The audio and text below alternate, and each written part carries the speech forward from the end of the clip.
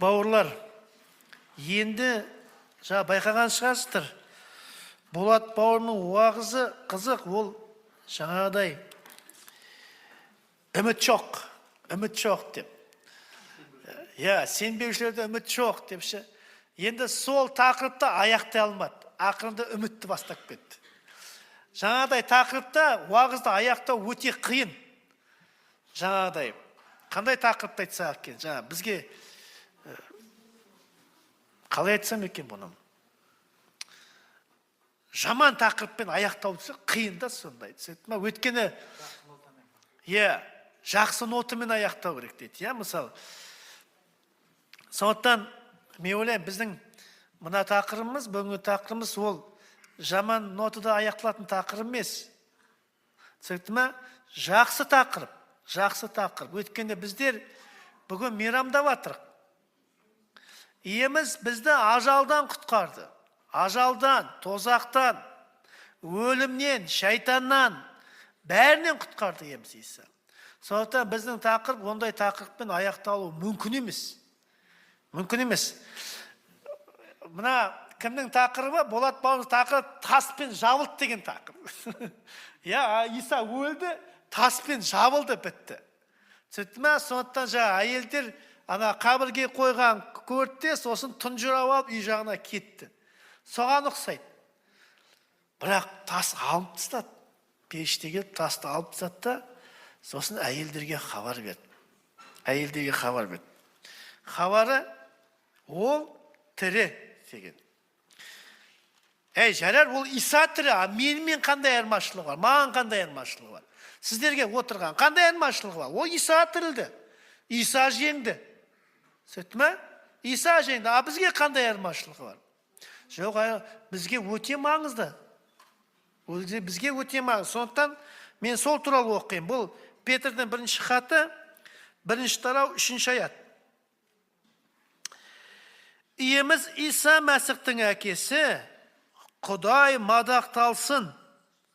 Ол бізге зор мейірім көрсетіп, рухани қайта туғызып, жаңа өмір сыйлады. Және Иса Мәсіхті өлімнен қайта тірілтумен бізді тірі үмітке кенелтті дейді. Иеміз Иса Мәсіхтің әкесі, Құдай мадақталсын.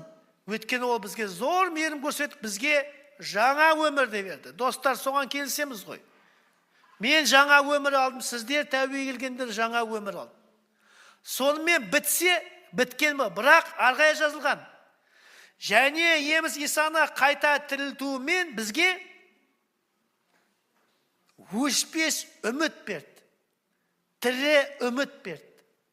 Басқа жерде өшпес үміт берді деген. Тірі үміт берді. Жаңа өмірмен арғай үміт болмаса, онда біздің жаңа өміріміз ұзаққа бармайды, достар. Түсінесіздер ма? Байқайсыздар ма? Өзіміздің тәжірибемізде жаңа өмір бізге ұзаққа бармай қалатын байқап отырсыздар ма? Байқайсыздар ма өміріңізде? Жаңадай тәуе келгеннен кейін ұшып жүрдік біздер. Ұшқалақтап, бәрін жаңа. Сосын бір мезетте сосын жерге түсеміз бейтіп. Жерге түстікте сосын арпалыстардан басталды сосын. Жаңа өмір осы ұмытылып қалатын уақыттарда болады. Солай ма? Сосын сен сен жаңа өмір алған жоқсың ба? Қызметкерге шауып барамыз. Не болып қалды деп. Қызметкер, не болып қалды саған? Жоқ. Не бар? Күнә бар. Азап бар, қайғы қасірет бар. Жаңа өмір қайда? Жаңа өмір жоқ болып кеткен сияқты. Бір күні бауырымыз нағылды өтті жаңағындай. Уағыз айтатыны енді сөз жоқ дейді. Онда Иса, әйел айтады, онда Иса тірілген жоқ дейді. Сондай жағдай болады бізде. Жаңағыдай өміріміз басталып кетті, бірақ бір уақытта жаңағыдай қара түнекке тап болған сияқты боламыз. Сияқтымыз, бауырлар. Қара түнекте емес, сияқтымыз. Өйткені мына күн шығып тұрған күн еш уақытта жоқ болып кеткен жоқ. Ол әрдайым бар. Бірақ бер жағында бұлттар пайда болады. Алмаса не дейді ғой күнді ай жабатын уақыттар бар, Тап сол сияқты өмірде сондай болып қалады. Сондай уақытта үміт керек. Үміт керек, түсініп ма? Сондай уақытта бізге үміт керек. Сол тірі өлі үміт емес, бауырымыз айтты ғой, өлі үміттің не керек екен. Өлі үміт ешқандай негізсіз, адамның ойынан шыққан, біреудің айтқанынан, жын-перілердің алдағанынан, жалған пайғамбарлардың алдағанынан шыққан өлі үміт. Құдайдың алдында ол өлі. Құдай адамдарды өлі санайды. Жаңа туылғаннан кейін адамды Құдай тірі санайды. Түсінесіздер ме? Бізге маңыздысы сол. Біздің үмітіміз Құдаймен байланысты. Үмітіміздің бастауы Құдай деп жазылған. Римдіктегі хатта 15-ші тарауда басында. Сосын үмітіміздің бастауы Иса Мәсіх деп жазылған. Яғни Құдай, Иса Мәсіх бәрі бір, бәрі біреу. Екеуі бір-бірімен тығыз. Үш Құдай жоқ, бір Құдай. Сол үмітіміздің бастауы да, аяғы да бәрі еміз Иса. Неге достар? Неге біздер тірі үмітке келеді? Тірі үміт деген не ол? Тірі үмітті біз қаяқтан көреміз? Жоқ, біз сенеміз тірі үмітіміз бар екен. Бірақ тәжірибеге келген уақытта, жеме-жемеге келген уақытта өмірімізде, тәрбиеге келген уақытта, өмірімізде біз қиналып қаламыз. Мен өзім қаншама қиналдым сол уақытта. Бірақ бізді тірі үмітке келеді дейді. Тірі үмітке қаяқтан келеді? Өйткені Иса Мәсіхті дейді, өлімнен қайта тірілтуімін деп. Өзіне ойлап қараңыздаршы, бауырлар. Иса біздің күнәміздің құнын төлеп өлді. Қайта тірілмесе не болатын еді? Өмір бақи айыпты болар едік. Біздің арыздарымыз тынышталмайтын еді. Біз адамдар бар ғой жаңағы. Өзінің анасының, әкесінің, біреулер баласының қабіріне барады да жылайды. Неге жылайды? Өйткені олар өлі ғой. Өлі арыздарында айып қалып қойды. Сен кінәлісің деген. Сен кінәлісің деген айып қалып қояды. Сондықтан олардың жүрегінде тыныштық жоқ. Иемізді тірілтумен, өлімнен қайта тірілтумен, ол сол бізді айыпты босатты. Түсінесіздер ме? Ол тірі ғой. Ол тірі. Қараңыздар, Иса бүкіл күнәні өз мойнына алған уақытта, ол айқыш ағашта соны көтеріп тұр денесінде. Денесіне көтеріп тұр, бірақ өзі бірде-бір күнә жасаған жоқ. Оны былай салыстыруға болады. Ыдыс тап-таза алтын ыдыс, соған жаман нәрселерді құйып тастады. Бірақ оны төгіп тастаған уақытта жамандық, ешқандай жамандық қалған жоқ ода. Оның өмірі сондай сияқты. Ол бүкіл ауыр күнәні, бүкіл біздің ауыртпалығымызды, біздің бүкіл жаман күнәміз, азғын ойларымызбен, қалауларымыз соның бәрін денесінде көтеріп тұр. Егер де тірілмегенде біздер айыпты болады. Біз ғой күнәлі оған. Біздің күнәміз болмағанда ол өлмес еді ғой. Егер ол қайта тірілмеген болса, біздің мойнымызда қалған сияқты болды. Бауырлар, сіздерге бір қызық сөз оқып берейін. Сосын көңіл бөліңіздер соған. Иеміз мойнына кінә артпайтын қандай бақытты әрбір жан. 7-ші аят. Әділеттің істері кешірілген, барлық күнәларынан ақталған қандай бақытты әрбір жан. Иеміз мойнына кінә артпайтын қандай бақытты әрбір жан. Сондықтан біздер мына жерде бауырлар, неге біздер тірі үміт деген не ол? Неге біз жайбарақат мәз болып жүрміз, күнәларымыз кешірді деп ше? Өйткені Құдай біздің мойнымызға кінә артпайды. Сен кінәлісің деп айтпайды. Неге? Иса қайта тірілді. Соның арқасында, достар. Бір жағынан, неге біз аспанға тап боламыз, бауырлар? Тап болмайды, біз сол аспанға барамыз, мен үмітім бар соған.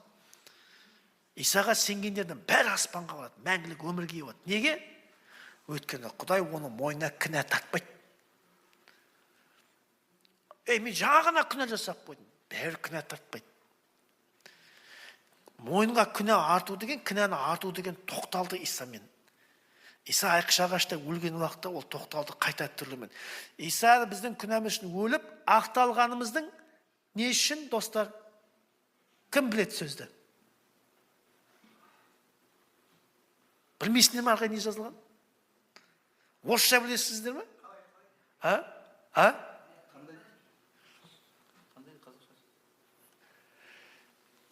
біздің күнәмізді өзім ұмытып қалдым саған. Не деп сұрақ қойдым мен, сен айттыңыздаршы маған. Күнәміздің құнын өтеген дәлелдеп, сосын неміздің дәлелдену үшін не істеді? Ақталғанымыздың дәлелден келтір. Қайта тірілумен, Исаны қайта тірілтумен бізді ақталғанымыздың дәлелін келтірді. Сен ақталдың деп дәлелдеді. Я. Умер за грехи наши, воскрес для нашего оправдания. Оправдание деген сөз, ақталдың деген сөз. Ақталдың деген сөз білесіздер ме неге? Мені ұстап алады. Кісендейді, бүйтіп барады да, алып барады. Сосын, бірақ мені ұстап алады, іс жүзінде ұстап алады. Сөзді ме? Мен кінәлімін. Бірақ сотқа алған уақытта Иса айтады, ақталдың сен. Ақталғанда жай ақталған емес, мен күнәмді кешіре қойған жоқ. Ақталдың деген сөз, мына баланың ешқандай күнәсі жоқ қой, мына баланың деген. Мына бала ешқандай күнә жасаған жоқ деп ақталды. Сіздер сенесіздер ме? Сенесің бе? Міне, Құдай бізге солай қарайды. Мұнаң ешқандай күнәсі жоқ дейді. Ақталу деген осы. Ақтап алды деген сөз. Иә. Естімді бір пример, мысалда, мен біреуді өлтірдім. Енді мен соттауым керек. Мен өлім жазасына мен беру керек. Сол кезде мен сотқа келем, бірақ мен соттауым керек. Сол кезде мені өлтірген адам тірілген. Ол тірі, демек мені ақталады, сен боссың сен. Сен оны өлтірдің, бірақ ол тірілді. Ол тірілгенімен мені ақтап жатыр да. Исаны біздер айшағашқа біздер өлтірдік та, біздер келіп не қылып. Біздер айыптымыз Құдайдың алдында. Құдайдың жазасын көруіміз керек. Бірақ Иса тірілді, тірілгеннен кейін біздерге ақтау берді деп. Сол кезде мен түсінікті болды да. Өлтірмеген сияқтысың. Мұнан ешқандай күнәсі жоқ дейді. Естіп отырсың ба? Мынау күнәлі емес дейді. Мен кеше ғана ұрысып қалдым ғой мына күйеуіммен. Ұрысып қалдым ғой мен. Сен күнәлі емессің. Сенесіңдер ме, сенбейсіңдер ме? Әлде мен жарға айтып отырмын ба? Міне, үміт деген осы. Сенбесеңдер, яғни жетіспейді деген сөз. Сенсең, сен қуануың керек. А сенбесең, яғни үміт жетіспейді деген. Үміт, бауырлар, сенімнен келеді. Сенің саған тәжірибеге алып келеді. А тәжірибе саған үміт береді. Түсініп отырсыздар ма? Үміт деген осы. Иса қайта тірілген уақытта мені ақтап алды.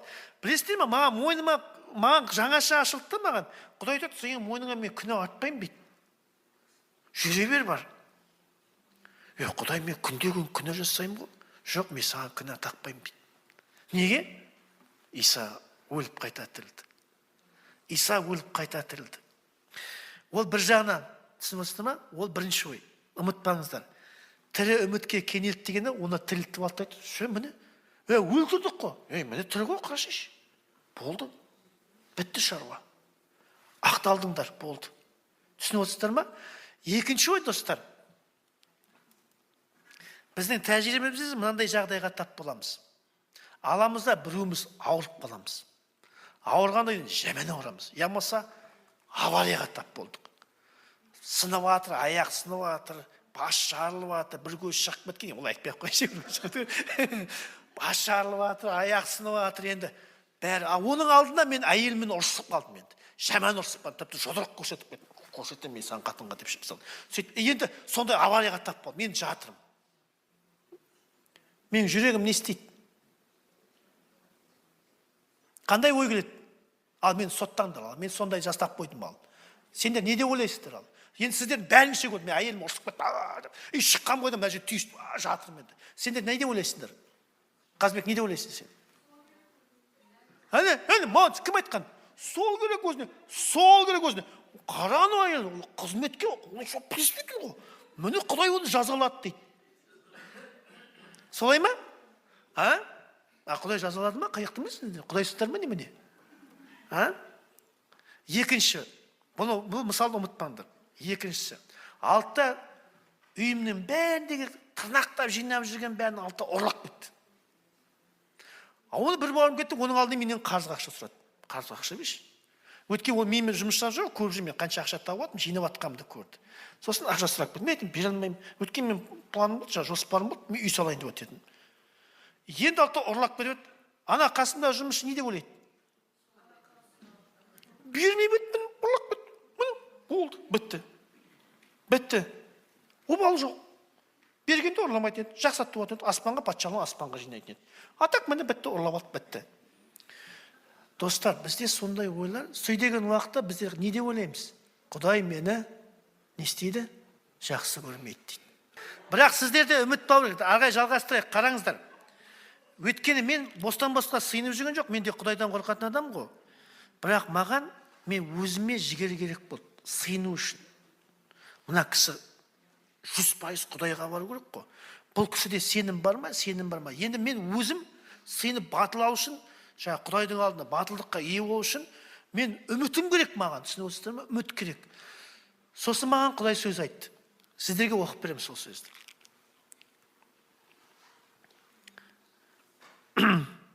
Құдайдың таңдап алғандарына кім айып тағалады? Құдайдың өзі оларды ақтайды. Ендеше кім үкім шығара алады? Мәсіх Иса біз үшін өлді, ол қайта тірілді де. Содан ол Құдайдың оң жағынан орын алып бізді қолдауда. Мәсіхтің сүйіспеншілігінен бізді не айыра алады? Азап пен қысым ба? Қудалану мен аштық, жалаңаштық па? Әлде қауіп пен семсер ме? Бауырлар, егер біреуімізде ақша бітіп қалса, Құдайдың сүйіспеншілігінен біз айыра ала ма? Жоқ. Егер біз ауырып қалсақ, Құдайдың сүйіспеншілігі бізден жоқ болып кете ме? Жоқ. Құдай бізді сүйуін доғара ма? Жоқ. Егер біз маңдайыма тағып атсасашы? Жоқ, бауырлар. Жоқ. Қуғыншылық көрсекші? Жоқ. А бауырлар қалай болады? Тәжірибеде қалай? Тәжірибеде қалай? Құдай тастап кеткен сияқты сыйына бастаймыз ғой. Білесіздер ме? Тәжірибелеріңіз білесіздер ме? Ауырып қалсақ, ойбай Құдай кешір, ойбай Құдай көргі, ойбай тірілтіп ал, ойбай бүйтіп ал, ойбай. Ешкім қуанып сыйынған көрген жоқпын мен. Или сіздер қуанып сыйынасыздар ма? Ауырып қалған уақытта. Бір күні бір бауырым айтады, үлкен қарт апамыз ғой. Үйреткенде бәрін күшті үйреткен уақытта. Бір уақытта ауырып қалады, мына жерім неге болады? Рақма не, мына жерім неге болады? Не болады? Не болып қалды мынау? Қоймайтшы. Мен ойлаймын, сен кеше ғана бәрін үйретіп жүрдің ғой, сен кеше ғана бәрін не болып қалды енді бүгін? Мына жерім ауырады, неге жазылмайды? Мына жер неге қоймайды мынау неге? Мен айтамын, ішінен өлетін жағдайың болды ғой енді деймін да, ішімен. Болды ғой, сен өлесің ғой, келіп қалды ғой, қартайдың ғой, 70-тен кетті, 100 жасағың келіп жүрме мына жақта? Неге сен аспанға барғың келмейді деп ойлаймын да, неге сен кеткің келмейді? Сіз неге кеткің келмейді? Жоқ, мына жерім ауырады, мына жер рак па, мынау не болып қалды деп мен айтамын. Содан ойлаймын, сонда сен ана айтып жүрген бәрі бос әңгіме екен ғой дедім онда. Ана бәрін үйретіп, бәрін сендіріп, бәрін естір. Ора ертең мына сөз үшін мен жауап беремін, білесіздер ме? 70-ке келген уақытта. Мен айтып жатырмын, 70-ке келген мен осы сөзді мен өзім жауап беретін боламын, білесіздер ме? Сондықтан көңіл бөліңіздер, өздеріңізге де қараңыздар. Көңіл бөліңіздер. Қараңыздар. Содан мен байқадым, ауызбен, ішінде дым жоқ. Ішінде дым жоқ. Енді қараңыздар. Арғай тағы да оқиын, қызық болады. Забурда мына сөздер жазған, сен үшін жау бізді күнде жоюда. Бұған қалай қарайсыздар? Жау бізді күнде жоюда дейді. Бір күні бір сенушіміз жаңағыдай қатты ауырып қалды да, баласы шетінеп кетті. Соған маған жаңағы көз жасы мынандай. Маған айтады, не болып қалды дейді. Мен айтым, не болып қалды? Неге болай дейді. Мен айтым, неге олай болмау керек? Түсініп отырсыздар ма? Ол маған айтады, біз деген сен үшін емес, біз Исаға сенеміз. Мен айтам, ну и что? Кім айтты саған ондай болмайды деп? Кім айтты саған? Қаяқтан ойлап алдым мен оған? Сен қаяқтан сен бұны не істеп алдың? Сен ондай болмау керек сенімен депші. Сен кімсің сен? Или сен байқап отырсыздар ма? Сондай уақытта жоқ, сенім жоқ. Құдай жоқ сияқты. Ода көп сұрақ. Неге бұлай, неге олай, неге солайшы, неге көп сұрақ. Құдай сенен бас тартып отқан жоқ қой. Ең соны білесіз, мен сондай жаманмын. Мен айтам, жамансың сен сондай. Мен жаманмын деп тәуе келіп жатыр. Мен айтам, жақсы болды мынау, откровение алды ғой бүгін. Жаман екеніне откровение алып жатыр бүгін. Ол сонда көз жетіп жатыр. Мен жаман екен. Мен айтам, мен сен баяғыдан білемін сен жаман екеніңді. Міне қазір сен көзің ашылып жатыр. Забурда дейді, егер де біздер бауырлар сондай қиыншылық көріп жатқан жоқпыз ғой, солай ма? ешкім бізді күнде жойып жатқан жоқ. Күнде келіп, сен Исаға сенесің деп теуіп кетіп жатқан жоқ қой. Ондай уақытта біз не дер едік? Құдайдың сүйіспеншілігі қайда деп айтамыз ғой, иә? Құдай қайдасың сен? Неге мен мына азап шегіп жүрмін деп айтамыз ғой, иә? Солай ма? Оказывается, олай емес екен. Ал осының бәрін біз өзімізді шексіз сүйетін иеміздің арқасында ұлы жеңіске жетеміз. Мен мынаған нық сенемін.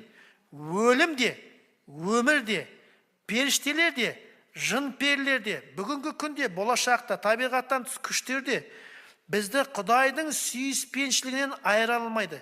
Рас, не үстіміздегі, не астымыздағы ешқандай күш те, тіпті жаратылыстың басқа ешбір нәрсесі де бізді Құдайдың иеміз Иса Мәсіх арқылы көрсетіп жүрген сүйіспеншілігінен айыра алмайды. Біздің үмітіміздің тірі үмітіміз Құдайдың сүйіспеншілігі, бауырлар. Бауырлар, кейде біз күнә жасап жатамыз. Сонда Құдай біз сүймей ме? Мына күнә жасап жатқан уақытта Құдай біз сүймей ме? Сүйет. Сүйет, бауырлар.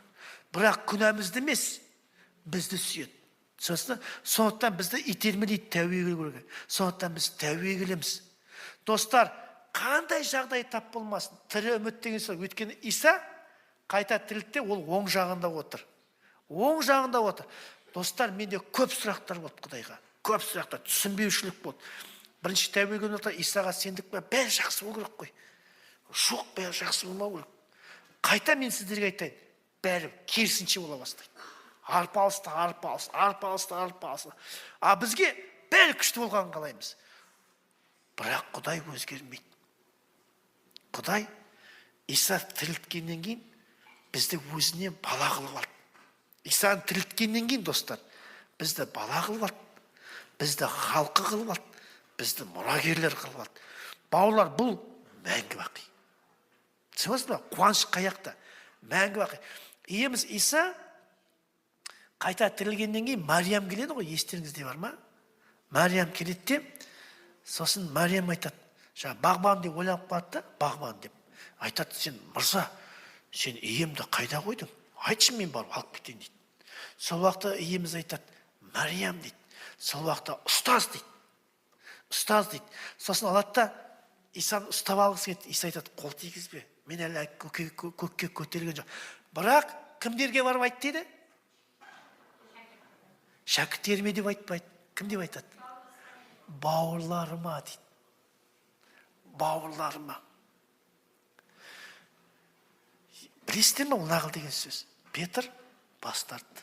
Яхуда сат жіберді. Қалғандарының бәрі қашып кетті. Енді олар дірілдеп қалтырап отыр. Есікті жауып алды. Сол уақытта Луқа жазған хабарда есікті жауып алды, дірілдеп қалтырап отыр. Неден қорқып отыр? Өйткені мына парызшылар енді иемізді өлтірді ғой. Бақташ енді біздің басымызды кеседі. Сөйтіп қалтырап отқандарға барып Мариям бар айт дейді. Бауырларыма барып айт дейді. Не деп айтады? Менің Құдайыма, сендердің Құдайыңа, менің әкеме, сендердің әкелеріңе. Бауырлар, содан бастап бітті. Бүкіл қарғыс бәрі бітті. Жалғыз оның шәкірттері емес, біздерге де, бауырлар. Иса қайта тірілгеннен кейін бізге қарғыс дегеннің бәрі бітті. Біздерге Құдай, біздің Құдайымыз болып кетті. А ең жақыны, бауырлар, иеміздің әкесі біздің әкеміз болды. Енді сіздер бір жақсы ата-аналар еш уақытта баласынан бас тартпайды, білесіздер ғой оны. Түсінесіздер ма? Жаман ба, жақсы ма, ешбір ата-ана, дені дұрыс ата-ана. Неге дені дұрыс? Өйткені дені дұрыс емес ата-аналар да бар. Түсінесіз бе? Бірақ Құдайды мен салыстырып, дені дұрыс ата-анамен салыстырамын да. Түсінесіз бе? Еш уақытта балдарынан бас тартпайды. Ауырып қалса емдейді. Қателесіп кетсе сақтайды, қорғайды.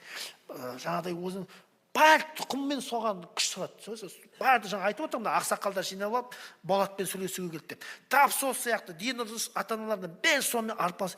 Құдай әкеміз біздің әкеміз болды. Ол еш уақытта бізден бас тартпайды. Еш уақытта. Сондықтан бейт өлімде, жаңа қуғын-сүруде, ауруда, неше түрлі бәле басымызға, індет па, мейлі, достар, аштықта, қорлықта, қуғын сүргенде, ештеңе, тіпті бүкіл жер айналып, аспан айналып жерге түсетін болса да, бүкіл періштелер бас көтеретін болса, Құдай әке бізден бас тартпайды. Исаның қайта тірі үмітке кенелді дегені осы, достар. Қандай жағдайға тап болмайық, біздерде үлкен қуаныш бар. Үлкен. Жаңа мына өлім деген сөзді естіген уақытта мен апама шоп бардым. Бітті, мен тынышталдым, кеттен қолымды былға. Ака айтса, өлмей жүрген маған керек екен ол кісінің. Ол өліп қалса, мен мына сөзді алмайтын едім. Сесіз бе? Құдай маған сөз берді. Өлімде бізді Исаның сүйіспен, все, болды, мен келдім де қол бұлғалдым. Все, апа, сау бол. Аяқ көріп кездесеміз. Бітті. Мен өзім соншама мен айтам, өлімге секір дедім де былай, секір. Секір, қорықпа өлімнен, секір. Секіргенде ол өлімге жұқпай өтіп кетеді, түсесіздер ме, ары қарай? Өлім оны ұстай алмайды. Неге Исаны неге өлім ұстай алмай қалды? А неге тіріліп кетті, оны өлім ұстай алмай қалды, білесіз бе? Қалғандарын бәрі өлім ұстап отыр, білесіздер ме? Неге ол тіріліп кетті? Күнә жоқ. Күнә жоқ, бауырлар. Сондықтан бізге өлімге секіруге болады. Неге? Өйткені бізде күнә жоқ. Күнә жоқ, күнә жоқ. Неге күнә жоқ? Потому что Иса тірілді. Иса өліп тірілді. Сіздер сенесіздер ме? Сіз сенбейсіздер ме? Иса өліп тірілді. Біз күнәсізбіз. Біздің ауруымыз да, сырқауымыз бәрін Иса көтеріп бітті. Айқыш-ағашта көтеріп бітті. Болды, бітті осымен. Сотта бітті. Сөйтіп жазылған. Исаға сенгендер енді сотқа не істемейді? Келмейді, бармайды. Неге бармайды? Соттайтын ештеңе жоқ. Не деп соттайсың сен? Бүгін жаңа 7-ші тарауда айтты ғой. Соттамаңдар дейсің. Неге соттайсың? Сот жоқ. Сот жоқ. Сот айтады, сен кімсің оны соттайтын дейді. Құдай ақтап алды дейді оны. Жаңа оқыдық қой 8-ші тарауда. Римдіктегі 8-ші тарауда бастап оқыдым мен сіздерге. Сондықтан біздер өлімге тіке баруымыз керек. Тіке. Сесіз бе?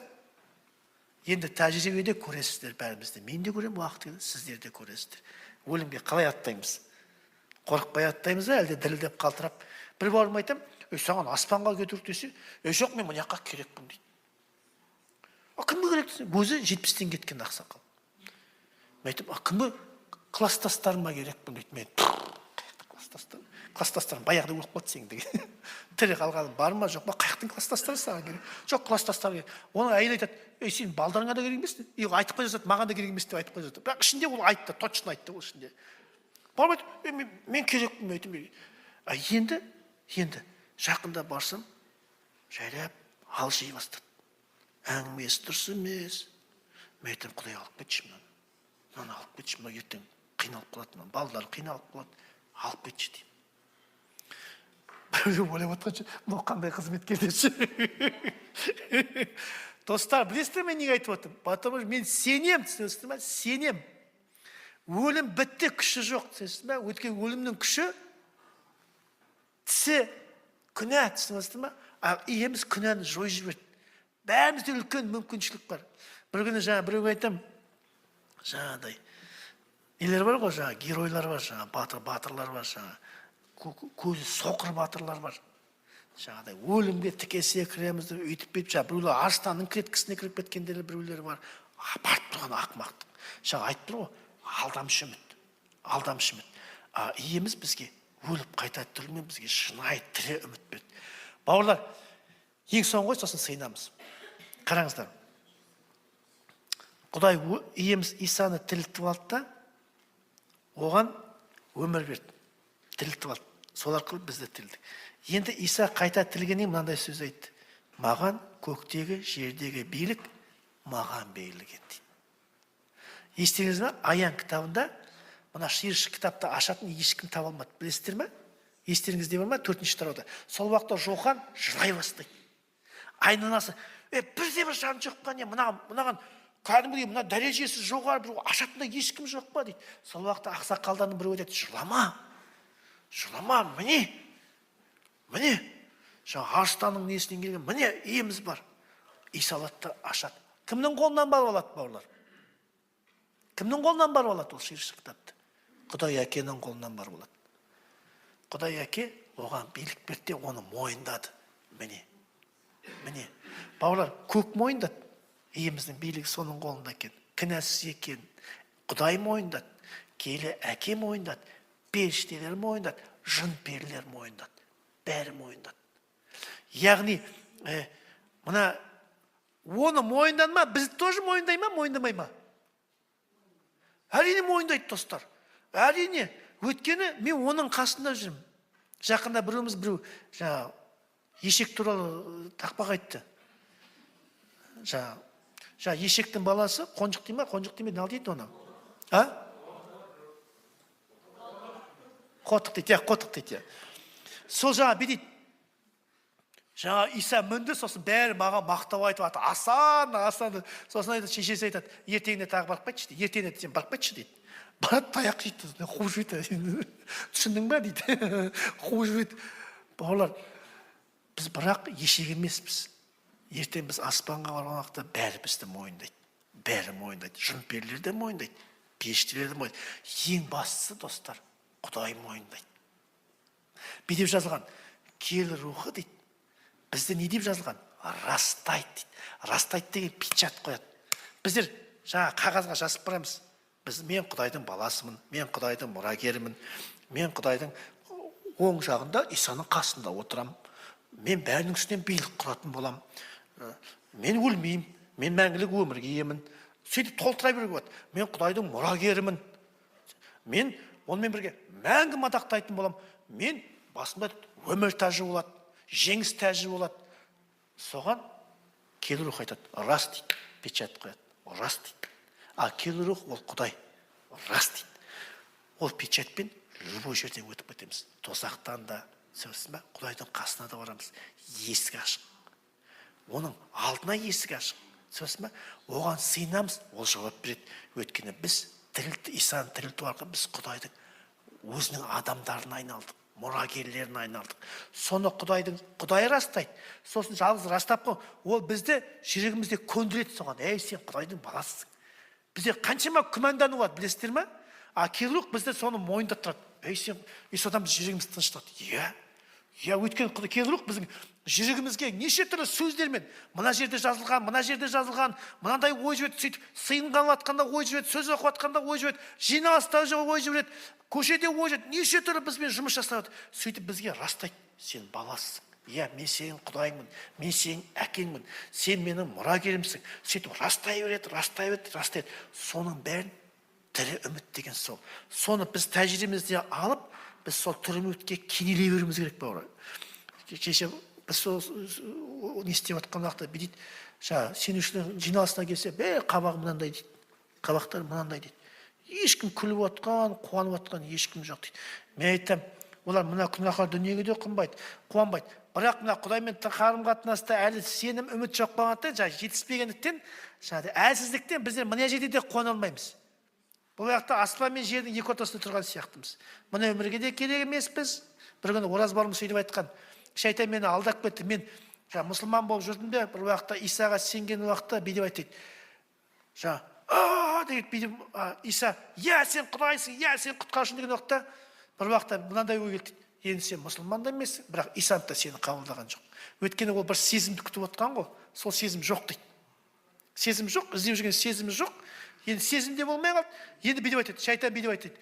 Сен енді Мұхаммедке мұсылманға да керек емес, христианға да керек емес. Сөйтіп екі ортада қалып қойдың дейді да. Түсініп отырсың ба? Сондай. Бірақ Иса оны қабылдады, достар. Иса оны қабылдады. Бірақ бізде кейде сондай сезім болады. Достар, сезім. Түсінесің ба? Сезім. Бізді сезім алдайды. Қуаныш бар, жоқ.